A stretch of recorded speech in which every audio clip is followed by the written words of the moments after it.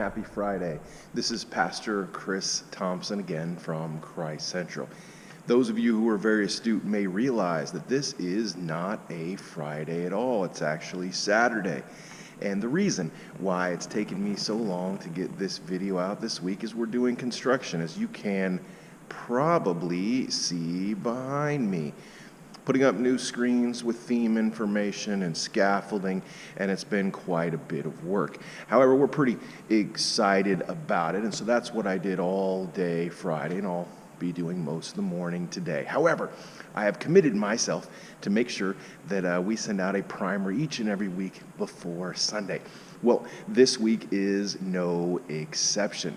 I pray that you will excuse a slightly shakier camera today. Well, we're in Mark chapter 11 this week at Christ Central. And as I always tell you, if you have no place to go, we'd love to have you here with us at 11 a.m., 19 West Shannon. And if you have a church home, we encourage you to pour into them, make it the best place you can make it. So, to get right to it, we're in Mark chapter 11. And this is that strange gap between the triumphal entry and before Christ's trials, tribulations, scourgings, and of course, ultimate crucifixion, resurrection.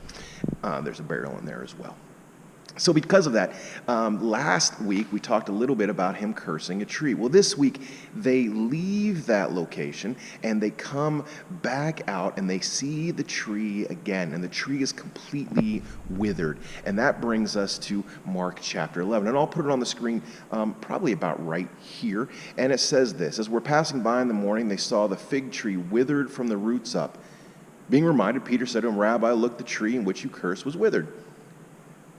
Pretty astute observation. That's exactly the same tree, and look, it is cursed just like you said.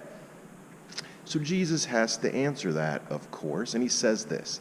Answering, he said, "Have faith in God. Truly I say to you, whoever says to this mountain, be taken up and cast into the sea, and doesn't doubt in his heart, but believes that he is going to happen, it will be granted. Therefore I say to you, all things for which you pray and ask, believe that you've received them, and they will be granted to you." Now, this particular passage has been used by a lot of people to say you can do literally anything you want. If you pray long enough and hard enough, and if your faith is strong enough, God will grant you a brand new Ferrari in the driveway. However, Philippians has one other thing to say, and I think we have to temper those two things together. It says this: having received everything in full, and having an abundance, I'm amply supplied, having received from Epaphroditus what you've sent, fragrant aroma and acceptable sacrifice, well pleasing to God. Here we go. And my God will supply all your needs according to his riches and glory in Christ Jesus. Now, this passage goes on, of course, and goes into the idea that you must pray not only without ceasing, but you must also pray with no unforgiveness, I think is the best way to put it. No unforgiveness in your heart. And if you do not forgive those around you, God doesn't hear your prayers the same way. So that's my encouragement for you this week. If you have a person or a situation in your life that you have not given forgiveness to, I pray that you give full forgiveness so that your prayers can be heard by the Father clearly.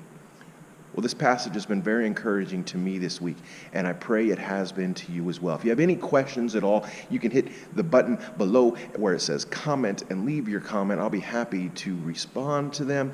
And also, if you feel like liking and or subscribing, that would be great. An encouragement to you, and hopefully an encouragement to you. Well, God bless you, and I will talk to you next week.